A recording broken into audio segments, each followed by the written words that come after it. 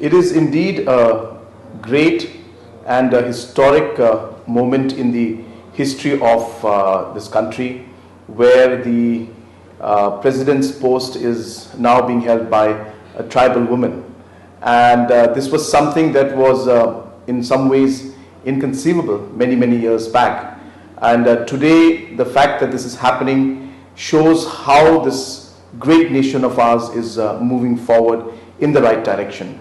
And I would like to thank all the people who had voted for our President, Madam Murmu, to become the President of this country.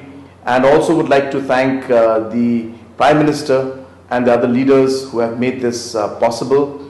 And at this point in time, I also remember my late father, Shri P. S. Sngewkmen, who was somebody who truly believed in this, and in a way was a person who laid the foundation for this idea and this thought.